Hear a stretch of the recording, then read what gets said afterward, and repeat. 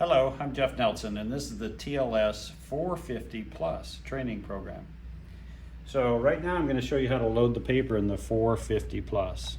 You pull down the dust cover on the printer, you release the paper release, you pull the old paper out, and you must come off the top of the roll on the new paper. You put the paper in the retaining slot, and then all you're going to do is you're going to slide the paper where the white mark is with the lever up in the correct position, and what it'll do is it'll automatically feed in. Once the paper's already automatically fed in, you can push the print button right there, and what it'll do is it'll print a receipt for you. And if you see that the print has come out on the roll, you've got it in correctly. If you don't have printing that showed up on the receipt paper, you got the roll backwards.